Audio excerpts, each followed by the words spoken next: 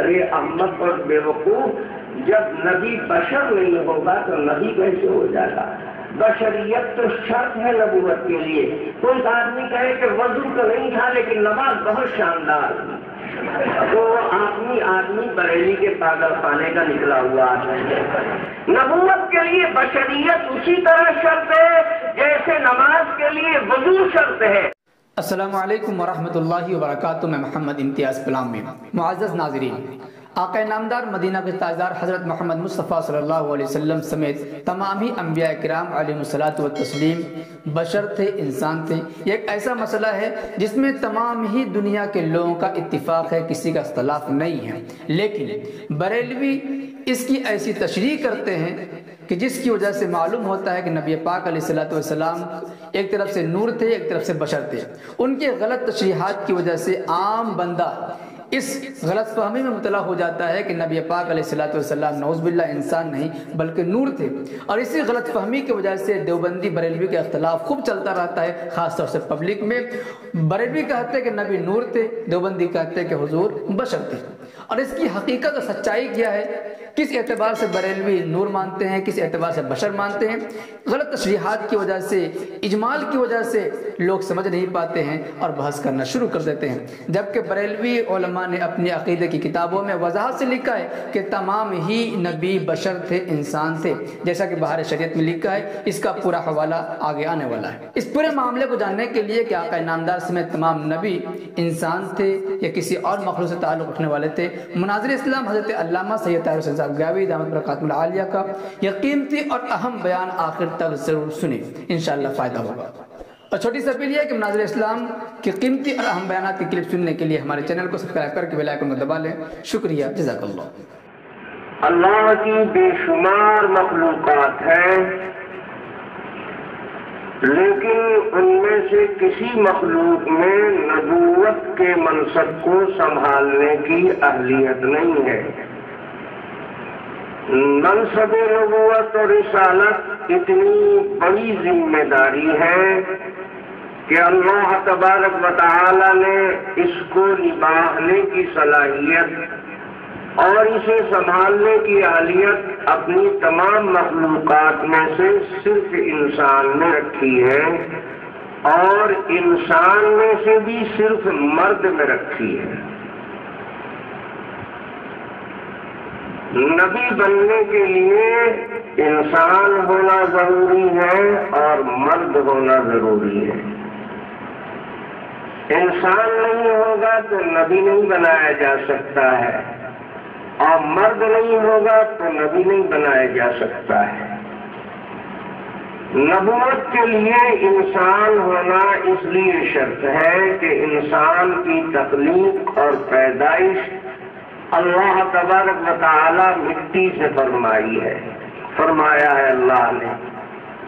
عنصر غالب اس میں مٹی ہے، 4 عناصر سے انسان کی ترکیب ہے۔ اس کے اندر ہوا کا بھی دخل ہے، پانی کا بھی دخل ہے، اور اس میں آگ بھی ہے، اور اس میں مٹی بھی ہے، لیکن مٹی عنصر غالب ہے، غلبہ مٹی کے عنصر کا ہے، اس لیے انسان کو خاکی کہا جاتا ہے، مٹی کا بنا ہوا کہا جاتا ہے۔ مٹی کا بنا ہوا کہے جانے کا یہ ہرگز مطلب نہیں ہے کہ صرف مٹی ہی مٹی انسان میں ہے۔ اس کے اندر ہوا بھی ہے، اس کے اندر پانی بھی ہے، اور اس کے اندر آگ بھی ہے، اور ان سب چیزوں کی انسان کو ضرورت بھی پڑتی ہے۔ آدمی بغیر ہوا کے زندہ نہیں رہ سکتا ہے، اس کی زندگی کے لیے ہوا بھی لازمی چیز ہے۔ علماء نے لکھا ہے کہ اگر ہوا دنیا سے نابود ہو جائے، ناپید ہو جائے، تو اور جاندار کو تو بعد میں نقصان پہنچے گا، سب سے پہلے انسان کی زندگی کو خطرہ لاحق ہو جائے گا۔ اسی طریقے سے پانی ہے، پانی کی بھی ضرورت ہے انسان کی حیات کے باقی رہنے کے لیے۔ بغیر پانی کے بھی انسان کی زندگی باقی نہیں رہ سکتی ہے۔ پانی ہی اگر ناپید ہو جائے اور دنیا میں کہیں ایک قطرہ پانی نہ ہو تو دوسرے جاندار تو کچھ روز جی لیں گے، انسان ایک دن بھی زندہ نہیں رہ سکتا ہے۔ پانی اس کی زندگی کی ایسی اہم ضرورت ہے۔ اور آج بھی انسان کو چاہیے، اس لیے کہ بہت ساری چیزیں ایسی ہوتی ہیں کہ بغیر پکائے ہوئے انسان ان کا استعمال نہیں کر سکتا ہے، تو آج اسے درکار ہے تاکہ کچی چیزوں کو، خام چیزوں کو پختہ کر سکے، اور وہ چیزیں جو اپنی اصل کے لحاظ سے کھائی جانے کے لائق نہیں ہے اس کو لائق بنایا جائے۔ اللہ تبارک و تعالی نے اس کی غذا کو طیب بنایا ہے، نہایت عمدہ اور پاکیزہ۔ اللہ تبارک و تعالی فرماتے ہیں وَلَقَدْ كَرَّمْنَا بَنِي آدَمَ وَحَمَلْنَاهُمْ فِي الْبَرِّ وَالْبَحْرِ وَرَزَقْنَاهُمْ مِنَ الطَّيِّبَاتِ، ہم نے اس کی خوراک نہایت پاکیزہ بنائی ہے۔ یہ دوسرے جانوروں سے امتیاز رکھتا ہے، دوسرے جاندار تو علم غلم کھا لیتے ہیں، کچھ پٹان چیزوں کا استعمال کر لیتے ہیں، لیکن انسان بڑی مقدس اور اہم مخلوق ہے۔ اس کے لیے غذا اور خوراک کا بھی خصوصی اہتمام کیا گیا ہے۔ اللہ تعالیٰ نے اس کی خوراک طیب اور پاکیزہ چیز کو بنایا ہے۔ یہ گندی چیزوں کو طبعاً ناپسند کرتا ہے، اس کے لیے حلال اور حرام کے دو خانے بنے ہوئے ہیں۔ یہ اللہ کی بہت چہیتی اور محبوب مخلوق ہے۔ اللہ تبارک و تعالی نے اس کی ضرورت کی چیزوں میں سے آگ کو بھی رکھا ہے، اور مٹی بھی چاہیے۔ مٹی نہ ہو تو یہ گھر کہاں بنائے گا، سکونت کہاں اختیار کرے گا، زندگی کہاں بسر کرے گا، اور مرنے کے بعد کہاں جائے گا، پھل فروٹ غلے اناج کہاں سے حاصل کرے گا۔ مٹی بھی اس کی بنیادی ضرورتوں میں سے ہے، اور یہ عنصر غالب ہے اس کی ترکیب میں۔ چار عناصر جو اس کی ترکیب میں داخل ہے ان میں مٹی کا غلبہ ہے، اور اسی لیے اس کو خاکی کہا جاتا ہے۔ قاعدہ یہ ہے کہ جو عنصر غالب ہوتا ہے نام اسی سے رکھا جاتا ہے۔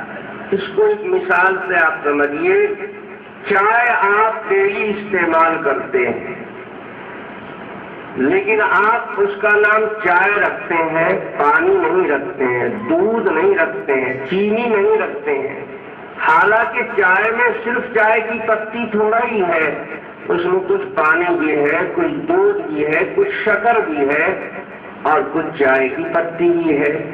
چار عنصر سے مرکب ہو کر وہ بنی ہے، لیکن پانی کا رنگ اب اس میں باقی نہیں رہ گیا ہے، دودھ کا کلر اپنی جگہ پر قائم نہیں رہ گیا ہے، اور شکر کا ڈیلا اپنی جگہ پر باقی نہیں رہ گیا ہے۔ سب تحلیل ہو گئے اور سب کا رنگ ختم ہو گیا ہے، چائے کی پتی کا رنگ غالب ہو گیا ہے۔ غلبہ اس عنصر کا ہے، اس لیے اس کا نام چائے رکھا گیا۔ کوئی یہ نہیں کہتا ہے کہ میں پانی پی کر آیا ہوں، میں دودھ پی کر آیا ہوں، میں شکر کھا کر آیا ہوں، نہیں، سب کہتے ہیں کہ چائے پی ہے، حالانکہ پیا ہے اس نے شکر بھی، دودھ بھی، پانی بھی اور چائے بھی، لیکن غلبہ ہے کیونکہ چائے کا، اس لیے نام اس کا پڑ گیا چائے۔ اسی طرح سے چار عناصر انسان کی ترکیب میں ہے، لیکن عنصر غالب ہے مٹی، اس لیے اس کو کہا گیا خاکی۔ یہ مٹی سے بنا ہوا ہے، اور سارے انسان بلا استثناء مٹی سے بنائے گئے ہیں۔ یہ سمجھنا بہت بڑی بھول اور غلطی ہے کہ اللہ کے مقدس اور محبوب بندے کسی اور چیز سے بنائے گئے ہیں اور عام انسان کسی اور چیز سے بنایا گیا ہے۔ اللہ تبارک و تعالی نے سب سے پہلے پیغمبر حضرت آدم علیہ السلام ان کے بارے میں فرمایا خلقہ من تراب، ہم نے آدم علیہ السلام کو بنایا ہے مٹی سے۔ معلوم ہوا کہ انبیاء بھی مٹی ہی سے بنائے جاتے ہیں، کسی اور دھات سے اور کسی اور عنصر سے اللہ تبارک و تعالی انہیں نہیں پیدا کرتا ہے۔ اور خوب اچھی طرح یاد رکھیے کہ یہ کوئی اختلافی مسئلہ نہیں ہے۔ بہت سے احمق اور نادان لوگ یہ پروپیگنڈا کرتے ہیں کہ مولانا طاہر صاحب جہاں جاتے ہیں وہاں اختلاف ہوتا ہے۔ یہ لوگ احمقوں کی جنت میں رہتے ہیں۔ جہاں اختلاف ہوتا ہے وہاں مولانا طاہر جاتے ہیں، جہاں جاتے ہیں وہاں اختلاف نہیں ہوتا ہے۔ تو میں یہ عرض کر رہا تھا کہ اللہ تبارک و تعالیٰ نے سب کو مٹی سے بنایا ہے، حتیٰ کہ انبیاء علیہ الصلوۃ والتسلیم کو بھی مٹی سے بنایا ہے، لیکن اللہ تعالیٰ نبیوں کے جسم کو جنت کی خمیر سے بناتے ہیں، جنت کی مٹی سے بناتے ہیں۔ 30,000 صحابہ حضور کے جنازے میں، تجہیز میں، تکفین میں شریک تھے، کیونکہ رسول اللہ صلی اللہ علیہ وسلم کی حیات مبارکہ میں مدینے کی آبادی 30,000 تھی اور مکہ مکرمہ کی 60,000 تھی، اور یہ بات ناممکن ہے کہ کوئی صحابی مدینے کے اندر موجود ہو اور رسول اللہ صلی اللہ علیہ وسلم کے جنازے میں شریک نہ ہوا ہو۔ 30,000 حضور کے جنازے میں شریک صحابہ جو مدینے کے باشندے تھے، سب نے جناب رسول اللہ صلی اللہ علیہ وسلم کے روضہ پاک پر، قبر اطہر پر مٹی اسی طریقے پر ڈالی جو طریقہ اللہ کے نبی سے سیکھا تھا۔ اور رسول اللہ صلی اللہ علیہ وسلم نے طریقہ کیا سکھایا تھا کہ تھوڑی تھوڑی قبر کی مٹی ہاتھ میں لے کر 3 مرتبہ قبر پر ڈالو اور پڑھو، پہلی مرتبہ منہا خلقناکم، دوسری مرتبہ فیہا نعیدکم، اور تیسری مرتبہ منہا نخرجکم تارۃ اخری۔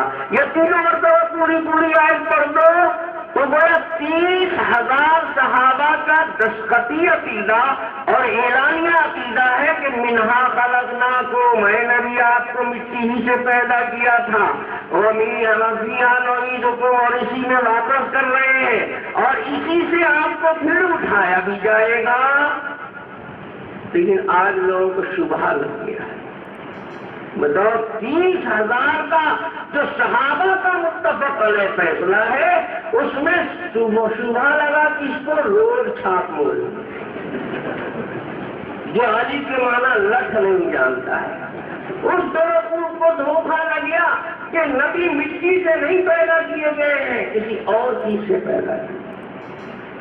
ارے احمق اور بیوقوف، جب نبی بشر نہیں ہوگا تو نبی کیسے ہو جائے گا؟ بشریت تو شرط ہے نبوت کے لیے۔ کوئی آدمی کہے کہ وضو تو نہیں تھا لیکن نماز بہت شاندار تھی، تو وہ آدمی بریلی کے پاگل خانے کا نکلا ہوا ہے۔ جب وضو ہی نہیں تھا نماز شاندار کیا ہوئی؟ بے وضو کہیں نماز ہوتی ہے؟ عمدہ تجویز سے قرات کرنے سے اور سکون اور آداب کی رعایت کے ساتھ رکوع سجدہ کرنے سے نماز کب صحیح ہوگی؟ جب وضو بھی ہو۔ وضو ہی نہیں تو یہ ساری سجاوٹ بیکار ہے۔ نبوت کے لیے بشریت اسی طرح شرط ہے جیسے نماز کے لیے وضو شرط ہے۔ اگر نبوت کا انکار نہیں کرتا، بشریت کا انکار کر دیا۔ اگر نماز نہیں خراب کی، وضو خراب کر دیا تو نماز تو آٹومیٹک خود خراب ہو گئی۔ بشریت کا انکار نبوت کے انکار کے بغیر ہو ہی نہیں سکتا۔ اس لیے بشریت میں ادنا درجے کا شبہ کرنے سے آدمی مرتد ہو جاتا ہے، اگر پہلے سے مسلمان ہے تو اس کا نکاح ٹوٹ جاتا ہے۔ یہ ساری امت کا اجماعی مسئلہ ہے۔ بہار شریعت ایک کتاب ہے، اس کو بہت سے بیوقوف سمجھتے ہیں بہار شریعت، یعنی خالی بہار میں یہ شریعت چلتی ہے۔ ایسا نہیں ہو تو آگ لگانے والی کتاب ہے، ہر جگہ بہار آ جاتی ہے اس کتاب۔ اس کا اصل نام تھا باہر شریعت، یعنی آؤٹ آف شریعت مسئلے مسائل اس میں لکھے ہوئے ہیں۔ کاتب کی غلطی سے بہار شریعت بن گئی وہ کتاب۔ اس میں پہلے حصے میں عقائد کا بیان ہے، صفحہ 10 پر جلد اول کے عقائد نبیوں کے سلسلے میں، نبوت کے سلسلے میں کیا عقیدہ رکھنا چاہیے اس کا بیان شروع ہوتا ہے۔ اس میں لکھا ہوا ہے عقیدہ، انبیاء سب کے سب بشر تھے اور مرد، سارے پیغمبر بشر تھے اور مرد۔ معلوم ہے کہ عقیدہ ان کا بھی ہے کہ سارے نبی بشر ہیں، جو بشر نہیں ہوگا وہ نبی نہیں، اور جو مرد نہیں ہوگا وہ نبی نہیں۔ بشر ہی کا مخلوق ہے جس میں نبوت کو سنبھالنے کی اہلیت ہے۔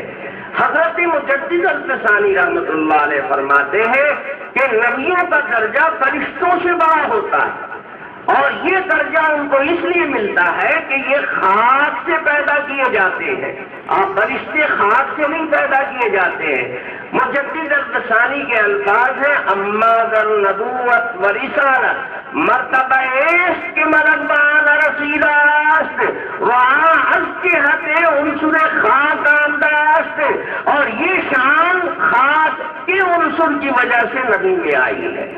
مجدد صاحب کی بات ان کے معیار کی ہے، آپ کے پاس کھوپڑا ہی نہیں ہے، آپ کیا سمجھے گے؟ خاک اور مٹی کے اندر سب سے زیادہ لینے کی صلاحیت ہے اور سب سے زیادہ دینے کی صلاحیت ہے۔ مٹی ہی ایک ایسا مادہ ہے کہ سب سے زیادہ جذب کرنے کی اہلیت اس کے اندر ہے، قوت اخذ، جذب اور تحمل کی صلاحیت سب سے زیادہ مٹی میں ہے۔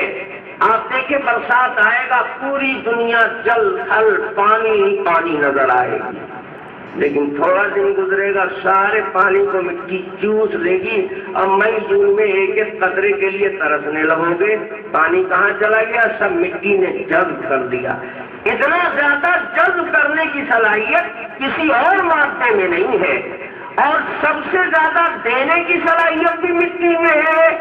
سونے، چاندی، کوئلے، غلے، اناج، پھل فروٹ، یہ سب کون دیتا ہے؟ مٹی دیتی ہے۔ تو نبی کو سب سے زیادہ لینے والا ہونا چاہیے اور سب سے زیادہ دینے والا ہونا چاہیے، کیونکہ اللہ کی طرف سے سب سے زیادہ فیض انہیں کو لینا ہے، تو سب سے زیادہ لینے کی صلاحیت نبی میں ہونا چاہیے، اور یہ صلاحیت عنصر خاک میں ہے، تو نبی کا خاکی ہونا ضروری ہے تاکہ اس کے فیض کو خوب اچھی طرح اپنی ذات میں پیوست کرے، اور اس کی مخلوق کو سب سے زیادہ فیض رسانی کا کام کرنا ہے، دینا ہے نبی کو، تو دینے میں بھی سب سے زیادہ آگے اور لینے میں بھی سب سے زیادہ آگے، اور یہ دونوں صفت مٹی کے اندر ہے۔ مٹی ہی کے عنصر میں دینے کی بھی سب سے زیادہ صلاحیت اور لینے کی بھی سب سے زیادہ صلاحیت، اس لیے نبی کا مٹی سے ہونا ضروری ہے۔ یہ تو میں نے آپ کو لوہے کے چنے کا حلوہ بنا دیا، اب مجدد الفسانی کی بات بہت سمجھنا آسان ہو گیا، ورنہ اچھے اچھے علامت الدہر کے پجامے ڈھیلے ہو جاتے اور کھوپڑا ہی خراب ہو جاتا کہ مجدد صاحب نے لکھا مطلب اس کا کیا ہے۔ بڑوں کی بات سمجھنا بہت کھوپڑا چاہیے اور بڑی دماغ اور بڑے علم کی ضرورت پیش آتی ہے۔